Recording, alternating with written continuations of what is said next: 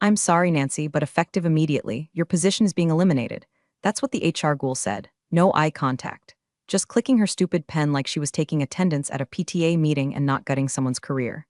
Meanwhile, David, my boss of 6 godless years, sat across the table with a smirk like he'd just farted into a silk napkin and gotten away with it. His tie was crooked, I remember that. That dumb blue tie with little white sailboats, like he thought he was captaining a yacht instead of torpedoing a 48-year-old woman's livelihood a week before bonuses were paid out. A week, 7 days. The same company where I'd racked up 12-hour days and bled weekends dry like they were wine boxes at my mother's chemo clinic.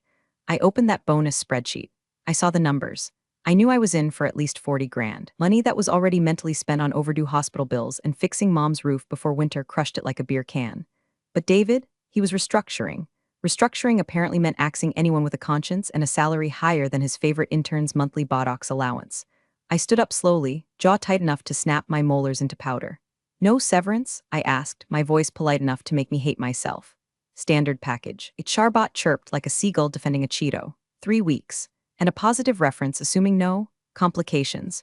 Oh, I wouldn't dream of complicating your little bonus pool orgy, I said, grabbing my bag with fingers that felt like they were made of glass.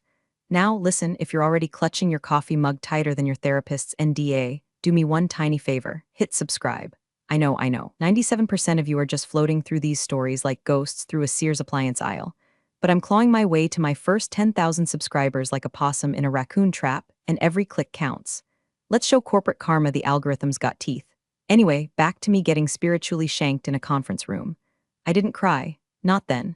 I walked out, shoulders square, through an office full of people suddenly fascinated by spreadsheets and shoelaces. My desk, freshly orphaned, waited like a coffin. I started shoveling my life into a cardboard box. Framed photo of mom from when her hair still grew in. 3 mugs, 1 chipped, 1 stained, 1 sarcastic. 12 sticky notes with passwords that no longer mattered. I didn't even look at the papers. Just swept years of toil into the box like I was bagging up a crime scene. The elevator ride down felt like being lowered into a grave. It wasn't until I got home, 2 glasses of boxed wine deep, face planted into a microwave burrito, that I even remembered the bottom drawer of that desk. The one I never touched unless the printer jammed or someone stole my favorite pen. That's where I found it, stuffed between an old ergonomic mouse and a half-melted stress ball shaped like the company mascot, my original employment contract. Still in the envelope, still signed. I unfolded it like a cursed scroll, the legalese slapping me in the face with every line. And there it was, buried on page 6, section 12B, under a paragraph about termination conditions. If employee is terminated without cause, she shall be entitled to 10% of company net quarterly profit in the quarter of termination, in lieu of standard bonus and severance. I blinked. Read it again. 10%. Not of my department's bonus. Of the company's entire quarterly profit. I laughed so hard I snorted wine into my left nostril and choked on a bean. Because here's the thing, sweetheart, they thought they were screwing me over.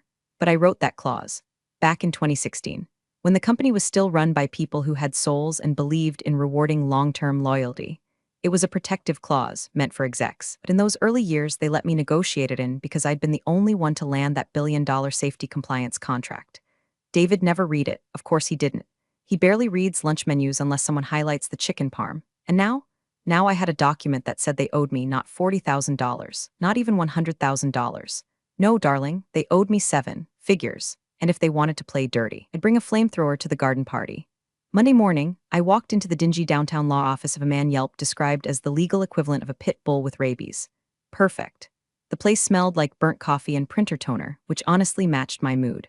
The lawyer, Greg Fisk, was a short, wiry guy with a tie that looked like it lost a fight with a garbage disposal and eyes that hadn't blinked since the Bush administration.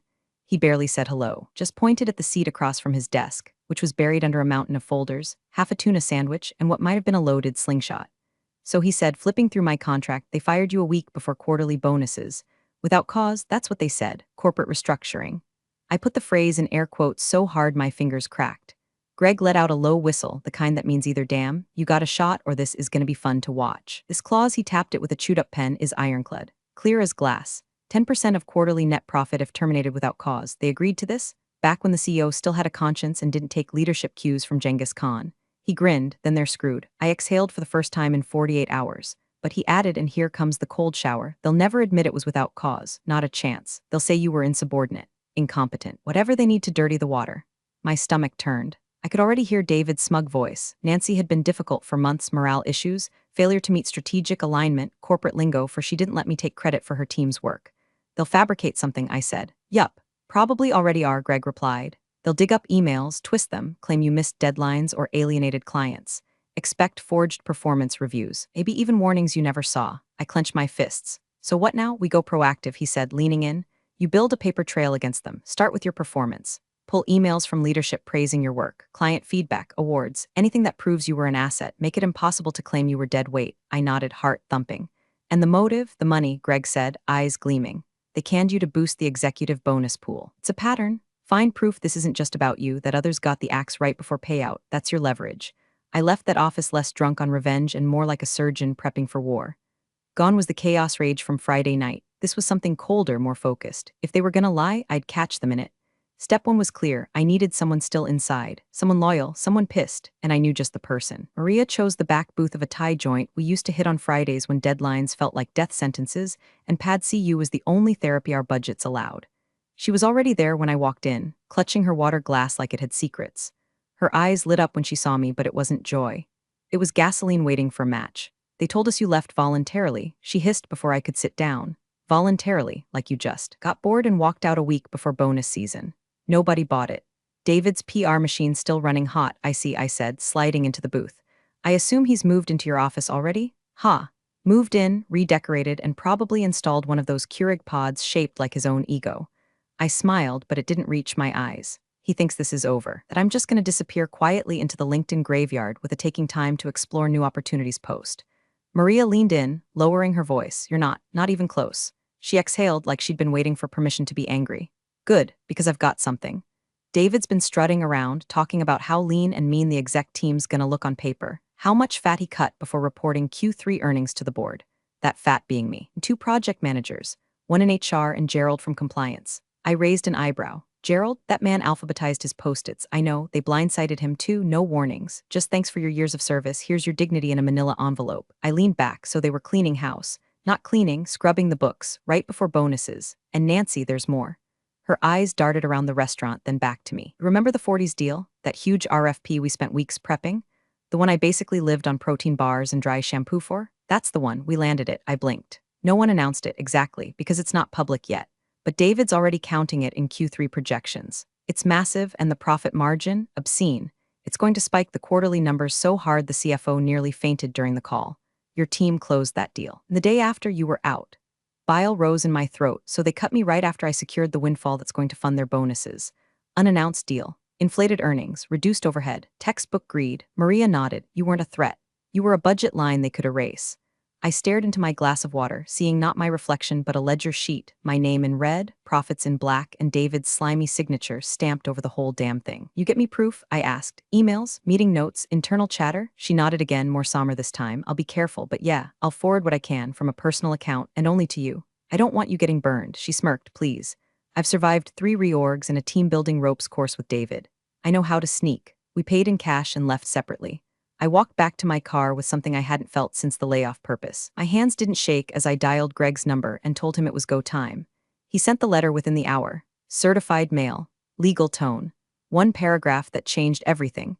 Per Section 12B of Miss Levin's employment contract, we are formally requesting the payment of 10% of your company's net quarterly profit due to her termination without cause. The company had been put on the clock. And David. He had no idea the grenade I'd just rolled under his mahogany desk. The response came 3 days later, printed on thick, smug letterhead from some overpriced law firm with a name that sounded like a Yale alumni list. Grayson, Felder, and Koch. I could practically smell the cologne wafting off the envelope before I opened it. Ode to bullshit and billable hours. Greg read the letter aloud while I paced his office like a bloodhound in a meat locker. Miss Levin's employment was terminated for cause, in accordance with company policy and supported by a documented history of performance concerns. Keep going, I growled. They cite repeated insubordination, pattern of unprofessional conduct, and failure to meet strategic objectives, he said. Attached 3 written warnings, 2 performance improvement plans, and a final negative review. All signed by David. I stopped pacing. Bull. Shit. Greg nodded calmly, like he'd seen this exact play before. You've never seen any of these? Not one. If I had, I'd have used them as kindling for the passive-aggressive scented candle David gave me last Christmas. He slid the stack across the desk. I picked up the first document, dated June 14th. It claimed I'd openly challenged David during a team meeting, called his strategy rudderless, and publicly undermined his leadership. The only thing I remembered from that day was buying the whole team donuts because we hit a deliverable 2 weeks early. I still had the receipt in my inbox, and I sure as hell didn't remember signing this little gem. Because I hadn't. Not one of the documents had my signature. Just David's greasy scrawl at the bottom, and some poor attempt at formatting that looked like it was cobbled together in a hurry by an intern who'd never used a tab key. Greg tapped the corner of the printout. They're setting the stage. If they can prove you were fired for cause, the clause is dead. You get nothing, except defamed, blacklisted, and broke. Exactly, that's the game now. I stared at the documents, fingers curling into fists. They're lying. They're forging official warnings. This isn't just sleazy, it's illegal. Greg leaned back in his chair. Prove it. The words hit like a slap. Not because he was being cruel, but because he was right. I could shout from rooftops all day long that I'd never seen these documents, but unless I had proof they were created after the fact, it was just noise. He said, she said, and I'd get buried under their legal avalanche. Then I remembered something critical, something stupid. David never wrote his own performance reviews, I said slowly. He didn't even know how. He'd email the template to his admin and tell her to fill it in with something that sounds like leadership. Greg raised an eyebrow. You think the admin wrote these? No, I said, but if he did, he used his computer, which means there's metadata. I pulled out my phone and started typing a message to Maria. It was time to go deeper. These files weren't just forgeries, they were digital footprints waiting to betray the hand that made them. I need her to get the original files, not the PDFs, not the printouts, the actual Word docs. If she can get them off the shared drive or his laptop, they'll have timestamps. And if those timestamps are after your termination date, Greg said with a grin, we've got them by the throat. My blood boiled under the surface like a storm surge, calm above, lethal underneath. They thought I'd roll over. They thought they could rewrite history and bulldoze my name into the mud. But David made one fatal mistake. He underestimated the one person who kept receipts for everything. I wasn't just coming for my money anymore. I was coming for their reputation, and I was bringing fire. Maria's text came in just after midnight like a telegram from the resistance. Got M. You're gonna love this. I sat up in bed, heart hammering, the blue light from my phone glowing like a secret. I'd almost drifted off, lulled by late-night infomercials and a microwaved wine spritzer, but now adrenaline surged through me like rocket fuel. Attached were 4 files, original Word docs, not PDFs. She'd found them buried in a shared drive folder David thought was cleverly named Exec Admin Private 1. Apparently, the man who couldn't figure out how to mute himself on Zoom also thought adding a number at the end of a folder name made it hacker-proof. I forwarded them to Greg, then opened the first one on my laptop. Top of the screen, date created. October 4th, 10:14 a.m. It was fired October 3rd. They forged the warnings after I was already out the door. Every single one. I laughed, loud, unhinged, like a woman who just found a diamond ring in a bag of dog poop. Not elegant, but goddamn satisfying. The neighbors probably thought I was drunk or hexing someone. Greg called 3 minutes later, sounding like a kid on Christmas Eve with a flamethrower. This is it, he said, voice breathless. This is your smoking gun. There's no spinning this. If we show this to a judge, or even hint we might, they'll cave so fast it'll leave scorch marks. I opened the next message from Maria. This one had a spreadsheet, preliminary Q3 earnings forecast. It was titled, Internal Use Only. It listed every major contract signed that quarter, including the still unannounced 40s deal. My team's deal. Bottom line, $38.6 million net profit projected. I stared at the number, chest tightening. Then I did the math. 10%, $3.86 million. That wasn't a bonus. That was a lottery ticket. That was Mom's medical debt incinerated. That was buying back every hour I'd ever spent biting my tongue in a meeting while David mispronounced synergy. I stared at the figure, stunned, while Greg kept talking in my ear about strategic next moves and courtroom leverage and settlement probabilities. But all I could think about was how badly they'd screwed up. They could have fired me clean, could have just eaten the payout and moved on. But no, they got greedy, they lied.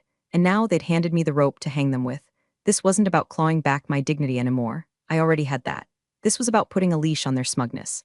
About making sure no one else got gutted just to pad an exec's Christmas stock options. I told Greg to hold off on any more letters. Not yet, I said. We don't just hit them with this. He was quiet for a beat. What do? We set the table, I said. We make them think they still have the upper hand. Let them feel safe. Then we flip it over. I was done playing defense. Now I was laying the trap. The envelope showed up 2 days later, hand-delivered by a courier who looked like he'd rather be delivering subpoenas. Didn't even need to open it to know what it was. The timing reeked of panic sweat and deodorized desperation. Inside, a 5-page offer written in the kind of sanitized legalese that tries really hard to sound generous while also trying not to choke on its own cowardice. A one-time payout of $150,000. That was their idea of mercy. A hush-money pittance dressed up as magnanimity. It didn't even come close to the bonus I'd already earned, let alone the contract clause. No mention of wrongdoing, No admission of fault, just a line about the interests of closure and goodwill. Greg scanned it and smirked like someone watching a toddler try to bluff at poker. They're scared, they know we've got something, they just don't know how much. Good, I said. Let's keep it that way. Then, like fate had decided to send in the cavalry, I got an email from Frank Eldridge. Now, Frank wasn't the type to make waves, and he still worked at the company. He was the quiet guy in finance who always had a spreadsheet open and a mug that said I excel at numbers. The only time I ever saw him raise his voice was when someone moved the shared printer without telling him. So when I read his message, short, clipped, and full of barely contained rage, I knew something was deeply rotten. Heard what happened. Got some things you might want to see. I was let go after raising questions about Q3 earnings adjustments. They're hiding something. Let me know if you're willing to talk. We met at a diner off the highway, the kind of place with cracked vinyl booths and waitresses who call everyone Han. Frank looked like hell, eyes sunken, tie askew, fingers twitching against his coffee mug like they were still typing invisible numbers. They fired me 3 days after I flagged the 40s accounting entries, he said. Revenue recognition was all wrong. Deferred income was being dumped into Q3 to make it look like an immediate spike. For the bonuses, he nodded grimly. I tried to escalate, got shut down, then called into HR for a confidential review. 2 days later, I was out, restructuring. He made air quotes so sharp they could slice bread. Then he pulled a flash drive from his pocket.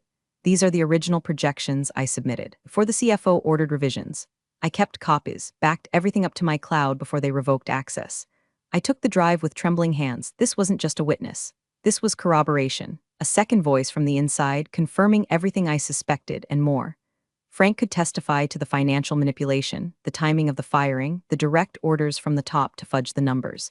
It wasn't just about me anymore. It never had been. David and his cronies weren't just greedy, they were dirty. I emailed Greg the files that night.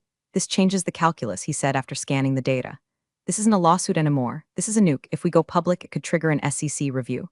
The CEO won't let that happen, not over David. Then let's make him choose, I said. We drafted a new plan, no slow bleed, no courtroom slog, just one sharp, surgical strike. A meeting, one room. David, the CEO, their legal team, and us.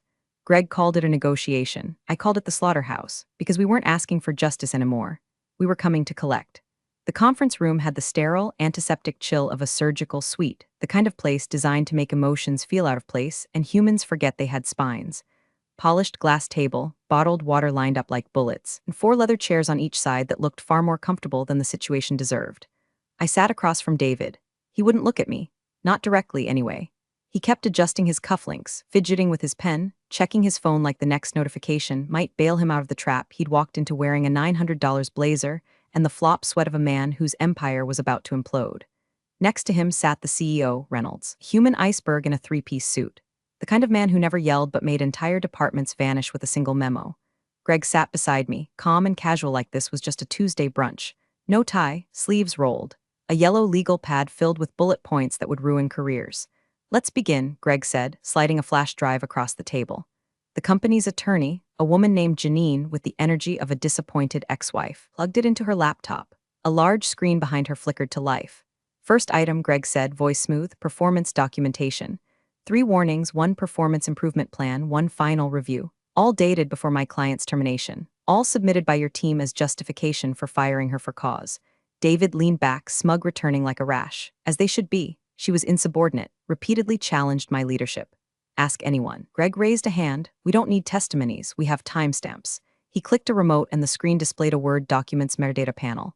Date created October 4th, 10:14 a.m. Miss Levin was terminated on October 3rd. This document didn't exist until after she was fired. And it's not just one, he clicked again. Date created October 4th, 10:19 a.m. Another, October 4th, and another. All created within a 45-minute span the morning after termination. All backdated, all submitted as justification. Janine shifted in her seat. Reynolds narrowed his eyes, glancing sideways at David, who now looked like he was seriously regretting that 3rd espresso. Greg continued, flipping to a new slide. Second item, sworn affidavit from Mr. Frank Eldridge, former senior finance analyst, fired 3 weeks ago after raising concerns about the revenue recognition strategy used for the 40s account. Reynolds' jaw twitched. This affidavit includes copies of the original Q3 projections and emails from your CFO ordering those projections be revised to reflect revenue in Q3 instead of Q4, conveniently boosting profit just before bonus calculations. Also, right before Miss Levin's firing. Greg leaned back, hands clasped. So let's summarize. My client secured a multi-million-dollar deal that inflated your quarterly profit. Then she was fired without cause. Then documents were forged to justify that firing. Then another employee was fired for questioning the very math used to hide this maneuver. Do you want to continue? Janine opened her mouth, closed it, then turned to Reynolds. David? He looked like he wanted to crawl inside his iPad. Reynolds stared at the screen for a long time. Then he turned his head slowly toward David. You told me this was handled. David swallowed. It was, I thought, look, no one was supposed to get out, Reynolds said. What? I said get out of this room. Janine looked like she wanted to vanish with him, but stayed seated. David stood, stammering, then scrambled for the door. He knocked over his chair on the way out. The silence he left behind was delicious. Reynolds turned to me. Miss Levin, may I speak with you privately? Greg gave me a sidelong glance. I nodded. Janine started to protest, but Reynolds cut her off with a hand wave. Just us. The room emptied like someone had pulled the plug on an aquarium. Just me and the CEO. Just predator and predator. The war was over. Now it was time to name the price of peace. Reynolds waited until the door clicked shut behind Janine before speaking. Didn't bother with small talk. No apology, no faux empathy, not even a throat clear to soften the blow. Just corporate calculus with a pulse. You're not here to burn the building down, he said. You're here to get paid. I stared at him for a long second, then nodded once. Correct. He reached into his jacket and pulled out a folder, thinner than I expected, but deadly in its precision. He slid it across the table like it was a menu, and he already knew what I was ordering. Full 10%, based on preliminary quarterly profit, though final numbers may adjust slightly post-audit. You'll receive the wire within 3 business days of signature. Greg flipped it open, eyes scanning fast, efficient. His eyebrows didn't move, which meant it was real. NDA? I asked, though I already saw them bulging from the last few pages like tumors. He nodded. Ironclad. You don't talk to the press. You don't talk to future employers. You don't talk at all. And David? I asked, tapping the table slowly. He goes, effective immediately. Official reason, breach of internal conduct policy. I didn't smile. I didn't need to. The satisfaction curled low and cold in my gut. Not joy. This wasn't joy. This was vindication distilled to its purest chemical form. The look in Reynolds' eyes wasn't remorse. It was asset protection. Damage control in cufflinks. I tapped the folder again. 2 conditions, I said. Reynolds didn't blink. Go on. 1, Frank Eldridge, you're going to cut him a check. Label it consulting fee. You and I both know he deserves 10 times what I'm asking. But you're going to give him $250,000 and it's going to look like a good faith business transaction.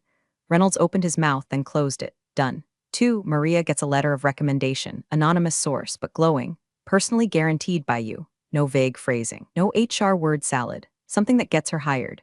You're protecting your people, he said, voice flatter than Midwest topography. No, I replied, I'm punishing yours. Greg coughed softly to cover a laugh. Reynolds stood adjusting his jacket. My legal will finalize this by morning. You'll have final signature copies by noon. I stood too. 3 days, 3 days. We shook hands. His grip was dry and firm and utterly soulless. Greg and I walked out of the building like we were leaving a funeral with full pockets.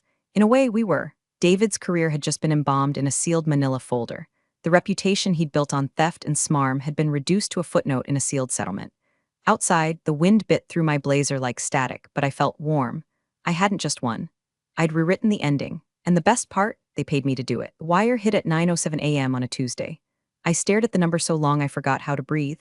7 figures, clean, legal, untouchable. A sum large enough to make my bank app freeze for a second like it needed to mentally prepare for the responsibility. I didn't cry. I logged into the hospital portal first. Mom's balance zeroed out.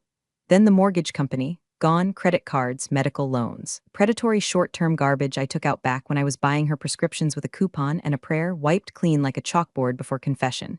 It didn't feel real until I called her. She picked up on the second ring, already suspicious. Did you do something illegal? She asked. Nope. Just outlawyered a corporation into coughing up their soul. She chuckled. Well, it's about damn time. We talked while I filled out a wire for Frank's consulting fee. He'd cried when I told him about it. Said no one had ever stood up for him like that. I told him to buy a new laptop, a real bed, and a 6-pack of something overpriced and fermented. Maria, meanwhile, got her letter. Reynolds didn't even try to weasel out of it. The man knew when he was bleeding out. She called me 2 days later, same Thai restaurant, same booth, tears in her eyes, and a job offer in hand. They said I was an asset they couldn't afford to miss. You're right, I said. Now go pretend you're not smarter than all of them. That's how you get promoted. I should have let it end there. But the truth is, some ghosts need burying in public, so I made one last move. On a quiet Thursday night, I opened a bottle of champagne that cost more than my first car and wrote a review on a certain job site. Not bitter, not vengeful, just observant. Be cautious of last-minute restructuring conveniently timed before bonus season. This company rewards loyalty with silence and profits with pink slips. Leadership prioritizes optics over ethics, and creative accounting isn't just tolerated, it's weaponized.